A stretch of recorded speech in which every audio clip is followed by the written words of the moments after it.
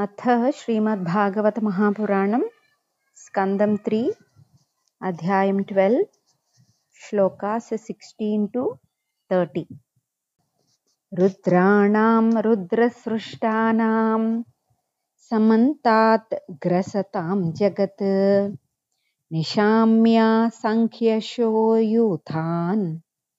प्रजापतिरशङ्कत। अलं प्रजाभिः सृष्टाभिः ईदृशीभिः सुरोत्तमा मया सह दहन्तीभिः दिशश्चक्षुर्भिरुल्बणैः तप आतिष्ठ भद्रन्ते सर्वभूतसुखावहम् तपसैव यथा पूर्वं स्रष्टा विश्वमिदं भवान् तपसैव परञ्ज्योतिः भगवन्तमधोक्षजम् सर्वभूतगुहावासम् अञ्जसा विन्दते पुमान्। मैत्रेय उवाच एवम् आत्मभुवादिष्टः परिक्रम्य गिरां पतिं बाढमित्यमुमामन्त्र्य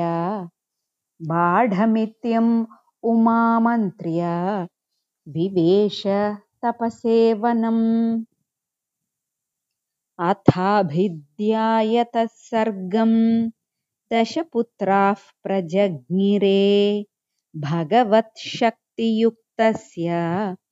लोकसन्तानहेतवः मरीचिरत्र्यङ्गिरसौ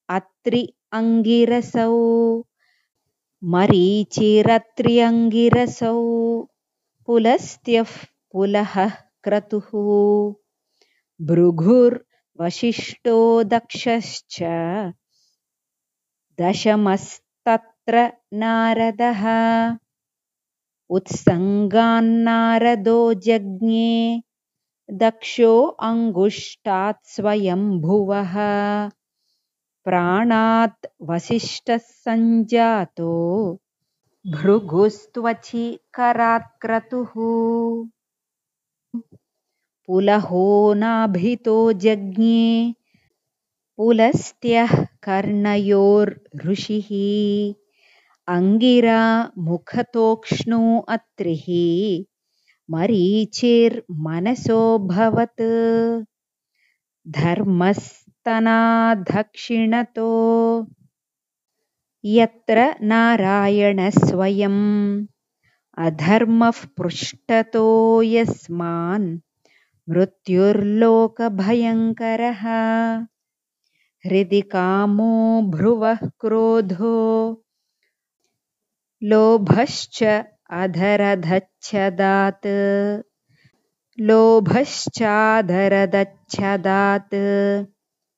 आस्याद् वाक् सिन्धवो मेढ्रान्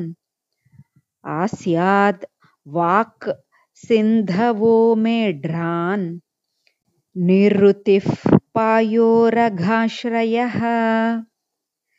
छायायाः कर्दमो जज्ञे देवहूत्याः पतिः प्रभुः मनसो देहतश्चेदं जज्ञे विश्वकृतो जगत् वाचं दुहितरं तन्वीं स्वयंभूर्हरति मनः अकामां चकमे क्षत्तः सकाम इति न श्रुतम् तमधर्मे कृतमतिं विलोक्य पितरं सुताः मरीचिमुख्या मुनयो विस्रम्भात् प्रत्यबोधयन् नैतत्पूर्व्यैः कृतं त्वद्य न करिष्यन्ति चापरे यत्त्वं दुहितरं गच्छेः अनिगृह्याङ्गजं प्रभुः